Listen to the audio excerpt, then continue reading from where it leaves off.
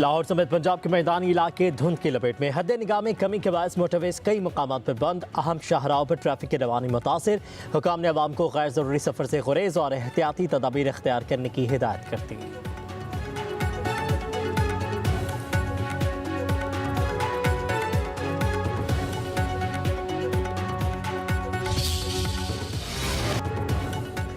सदर मुमलिकत की मंजूरी के बाद 3 जजेस के इस्लामाबाद हाई कोर्ट में तबादले का नोटिफिकेशन और रवा हफ्ते का ड्यूटी रोस्टर जारी। लाहौर हाई कोर्ट से आने वाले जस्टिस सरदार मोहम्मद सरफराज डोगर सीनियरिटी में चीफ जस्टिस आमिर फारूक के बाद सबसे सीनियर जज बन गए। Chief justice Islamabad high court बनने का इम्कान। मौजूदा chief justice Aamir Farooq supreme court के जज बन सकते हैं। तबादले के बाद आने वाले 3 जजेस का बेंच कौन कौन सा होगा, रजिस्ट्रार ऑफिस ने रोस्टर जारी कर दिया। जस्टिस सरफराज डोगर को बेंच 2 डिक्लेयर किया गया है। जस्टिस मोहसिन अख्तर कियानी अब बेंच 3 के जज होंगे। सिंध हाई कोर्ट से आने वाले जस्टिस हादिम हुसैन सोमरू का बेंच 9 और बलोचिस्तान हाई कोर्ट से आने वाले जस्टिस मोहम्मद आसिफ का बेंच 12 होगा। जस्टिस सरफराज डोगर और जस्टिस हादिम हुसैन सोमरू का डिवीजन बेंच होगा। Chief justice Islamabad high court ने तरमीमशुदा हफ्तावार रोस्टर जारी करने की मंजूरी दे दी।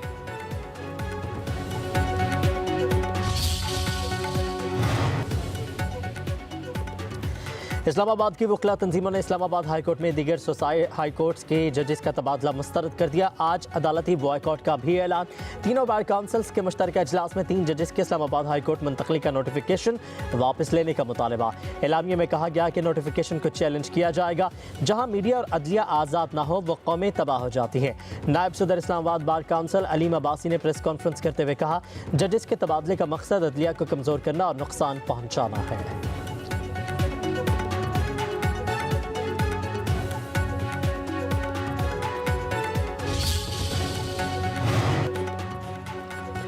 आईनी शिक को तरजीह दे या किसी के खत को, मुस्लिम लीग नून के रहनुमा सेनेटर इरफान सदीकी कहते हैं आर्टिकल 200 आइन ने पाकिस्तान का हिस्सा और अदलिया के तमाम जजों ने आइन पाकिस्तान की पासदारी का हलफ उठा रखा है।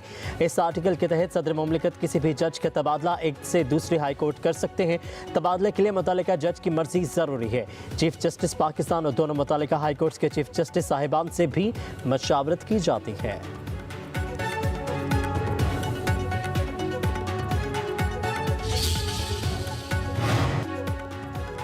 वज़ीर आज़म शहबाज शरीफ आज कोयटा जाएंगे। वज़ीर आज़म एक रोज़ा दौरे के दौरान बलोचिस्तान में अमन अमान की सूरत हाल पर सूबाई क़यादत के साथ मुलाकातें करेंगे। वज़ीर आज़म बलोचिस्तान में दहशतगर्दों के खिलाफ ऑपरेशन में ज़ख्मी होने वाले जवानों की अयादत भी करेंगे।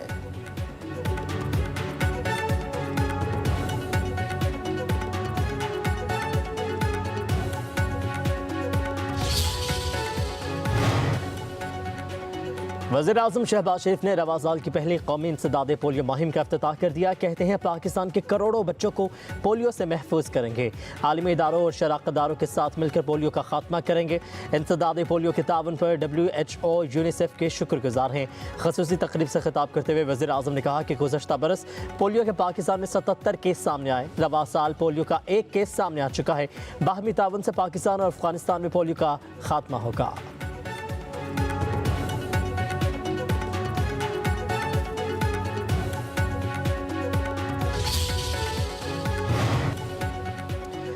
वज़ीर आज़म शहबाज शरीफ कहते हैं आलमी सरमाकारों और आलमी इक़्तिसादी इदारों का पाकिस्तान में बढ़ता हुआ एतमाद खुशाइंद है। अवामी फलाह व बहबूद के लिए वफाक व सूबे मिलकर काम कर रहे हैं। वज़ीर आज़म शहबाज शरीफ और स्पीकर कौमी असम्बली सरदार अयाज सादिक की लाहौर में मुलाकात। वज़ीर आज़म ने स्पीकर को उनके बेटे की शादी की मुबारकबाद दी। मुलाकात में मुल्क की सियासी और मुआशी सूरत हाल पर भी तबादला ख्याल। वज़ीर दाखिला मोहसिन नकवी की स्पीकर कौमी असम्बली अयाज सादिक से मुलाकात। वज़ीर दाखिला ने तमाम अपोजिशन और हुकूमती जमातों को साथ लेकर चलने में स्पीकर कौमी असम्बली अयाज सादिक की काविशों को सराहा।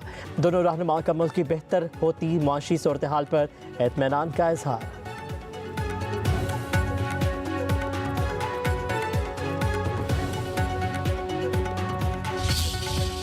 डिफॉल्ट के दहाने से इस मुल्क को वजीर आजम तरक्की की मनाजिल पर लेकर जा रहे हैं। दिन ब दिन अच्छी खबरें आ रही है मईशत को लेकर। तो इस मुल्क पे एक नहुसत का साया था जो छटा है। वो नहुसत का साया उनका था, पिंकी गोगी और कप्तान लूट के खा गए पाकिस्तान का। ये जो मजहबी टच है और मजहब कार्ड है, ये हर जगह इस्तेमाल करते हैं। पूरा टोला रंगे हाथों पकड़ा गया। ये तोशा खाना से घड़ियां चोरी कर रहे थे और मियां शहबाज शरीफ ने तोशा खाना के कवायद और ज़वाबित बनाए। पिंकी गोगी और कप्तान की नहुसत का साया छट चुका। 190 मिलियन पाउंड केस पाकिस्तान की तारीख का सबसे बड़ा डाका है। चोरी में पूरा टब्बर ही पकड़ा गया है। ये अपने किए की सजा भुगत रहे हैं। विफाकी वज़ीर इत्तलात तारड़ का लाहौर में तकरीब से खिताब। कहा, एक वज़ीर आज़म चीज़ें बेचता था और मौजूदा वज़ीर आज़म शफाफियत से काम कर रहा है। वज़ीर आज़म शहबाज शरीफ मुल्क को डिफ़ॉल्ट के दहाने से तरक्की की मनाजिल पर ले गए। तामीर और तरक्की हमेशा नून लीग के दौर में हुई। तमाम ममालिक पाकिस्तान की मईशत की तारीफ कर रहे हैं।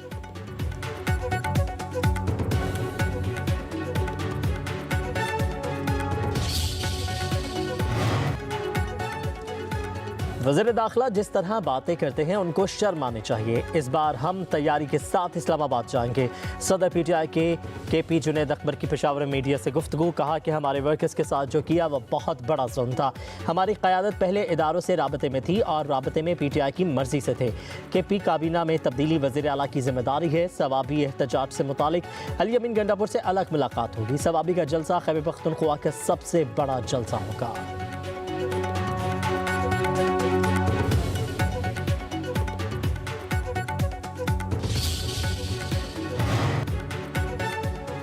मशहूर तलाब KP बैरिस्टर सैफ कहते हैं, पीपल्स पार्टी ने PK एक्ट के हक में वोट दिया। सदर सरदारी के दस्तखत के बाद ये बिल बाकायदा कानून बन चुका है। पीपल्स पार्टी अब मीडिया पर एक्ट की मुखालफत करके दोगलेपन का मुजाहरा न करे। मुस्लिम लीग नून और पीपल्स पार्टी एक ही सिक्के के दो रुख हैं। दोनों पार्टियां मुल्क में काले कवानीन के नफाज की बराबर की जिम्मेदार हैं। इन दोनों जमातों ने मिलकर मुल्क में लाकानूनियत को फरोग दिया है। वो दिन दूर नहीं जब ये दोनों पार्टियां एक दूसरे को अपने करतूतों का जिम्मेदार ठहराएंगी।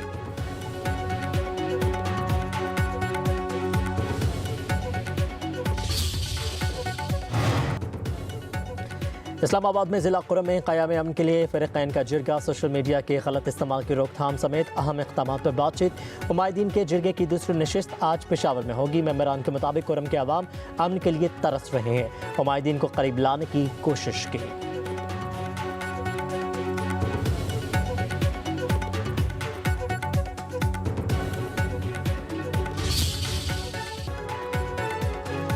मुल्क भर के लिए बिजली सस्ती होने का इम्कान। दरख्वास्त नेपरा को और साल बिजली की कीमत में 2 रुपये फी यूनिट कमी मुतवक्के।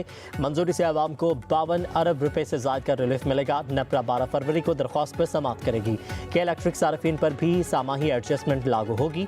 लाइफ लाइन सार्फिन को रिलीफ नहीं मिलेगा।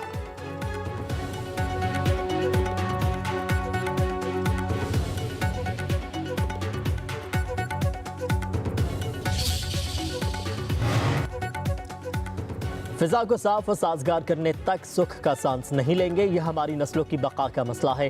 पंजाब के सीनियर वज़ीर मरीम औरंगज़ेब कहती हैं, पंजाब में अरबों रुपए की 30 जदीद एयर क्वालिटी मॉनिटरिंग स्टेशन नस्ब कर दिए गए हैं। जदीद स्टेशन से हासिल डेटा माहौलियाती पॉलिसी साजी में मददगार साबित होगा।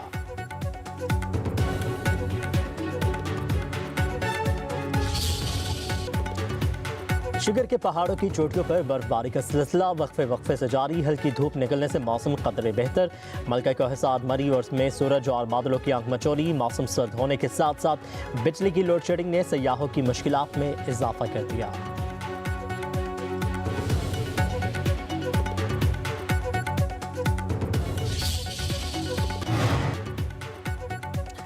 और ICC चैंपियंस ट्रॉफी 2025 की मुल्तान में रौनमाई। ट्रॉफी को तारीखी शहर के ऊंचे मुकाम दमदमा पर नुमाइश के लिए रखा गया। दमदमा के बाद चैंपियंस ट्रॉफी को मुल्तान इंटरनेशनल स्टेडियम ले जाया गया। ट्रॉफी बहावलपुर, लाहौर, पेशावर, इस्लामाबाद और कराची भेजी जाएगी। 12 फरवरी को चैंपियंस ट्रॉफी हैदराबाद पहुंचकर टूर अख्ताम पजीर होगा।